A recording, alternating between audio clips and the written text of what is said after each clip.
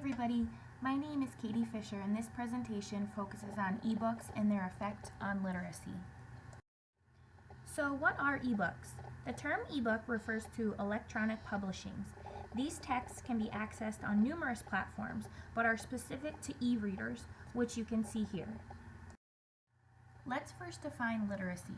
The dictionary says literacy is to read and write, but fightilliteracy.org adds a component to the definition that seems very important to me.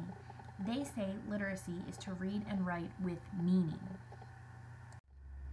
And while literacy is probably one of the most important things that we need to be teaching our children and one of the most important things for our society to thrive, in today's world there's another form of literacy that I believe is almost as important.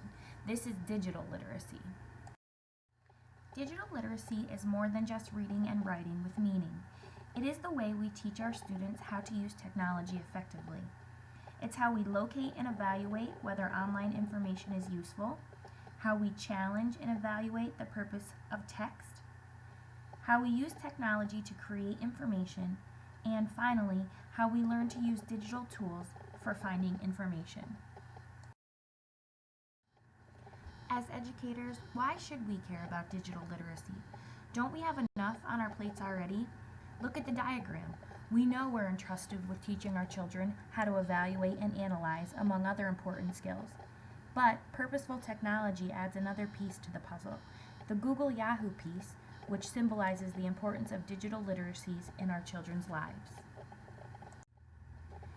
I found numerous quotes backing the idea that our children need to be digitally literate to thrive in our technological society. A few of those quotes are, "If a student is not fluent in multiple forms of media, I would venture to say that they won't be considered literate." Nicole Pinkard, founder of the Digital Youth Network. Also, today's economy and the complex political and social challenges facing the nation demand more advanced skills than ever before, from fightilliteracy.org. So as a librarian, I wanted to know, how can I help? If students need to build on their digital technology skills, maybe ebooks in my library would be beneficial. There are many pros to ebooks. Some of the obvious are that ebooks can save space where space is limited. They are cost effective, where buying a hardcover book may cost around $25. Buying an ebook is roughly $10. They are instantly available to students who need information right then and there. They are also environmentally friendly. Research says that creating one e-reader is comparable to making 50 books where carbon emissions are concerned. But more importantly, there are pros to ebooks that can help our students gain literacy and digital literacy. Ebook readers often provide features with the potential to develop students' comprehension, reading fluency, vocabulary, and their engagement with texts. Some of these features include multimodal supplements like audio narration, which can help students with dyslexia or other reading challenges, and also help students with visual impairments. Ebooks can also offer pop-up word definitions, search functions, and options to alter the text size. Some ebooks even offer animation as well. All of these features can support the reader's understanding of the story and enhance the author's message, which in turn helps support literacy and digital literacy. However, there are concerns about ebooks as well. In an article published in the Curriculum Leadership Journal in August of 2012, it is stated that over-reliance on embedded technological support features may render students passive readers. Also, 2 professors at Westchester University sampled a small group of middle schoolers and found that they retained less information about what they read on e-readers compared to those students given the same information in print. Their research concluded that the flashy gimmicks and interactive designs are overstimulating and distract readers from the task of just simply reading. In a USA Today article, Meredith Broussard says she has banned ebooks from her classroom as a professor because they take up too much time when people can't work the interface, if the battery is dead, or if they can't find a plug. Other people advocate for print over ebooks because they simply love the tactile relationship with print. But possibly one of the biggest concerns is pointed out by Nancy Adams, a librarian for the U.S. District Court in Georgia. She says that in an article on Penn Live that ebooks have the capability to hinder our right to privacy and intellectual freedom.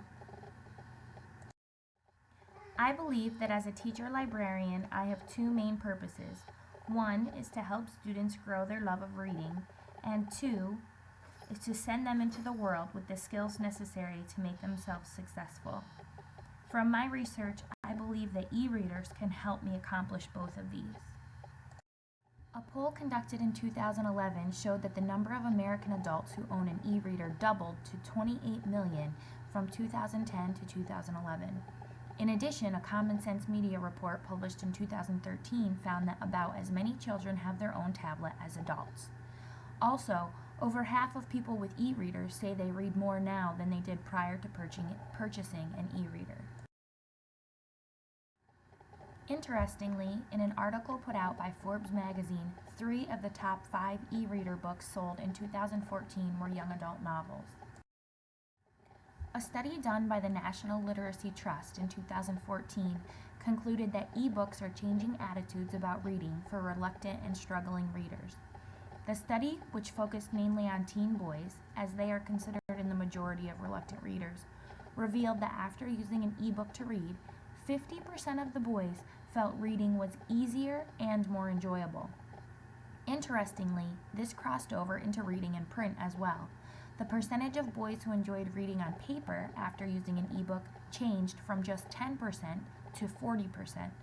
The obvious correlation here is that ebooks help these students find their love of reading. Alan Hodgen, the head of RM Books, said it best when he said, "One of the most significant findings in this study is an improvement in attitudes towards reading. Enjoying reading will have a lasting and cumulative benefit across students and throughout their lives." Secretary of Education Arne Duncan said on February 1, 2012, that schools and publishers should switch to digital textbooks within 5 years to foster interactive education, save money on books, and ensure classrooms in the U.S. use up-to-date content. This is important because a study done by TechNation in 2016 reported that there are 1.5 million jobs in the digital technology economy, and that digital technology jobs are growing 2.8 times faster than other jobs. Also, these types of jobs offer salaries that average 35% higher than other jobs. Another article found on the Literary Information and Communication Systems website said that 78% of today's middle-level jobs require competencies in digital literacies. In conclusion, it's obvious that ebooks are helping to cultivate a love of reading by putting reading in a new format which makes it exciting to children and giving them a motivation to read more.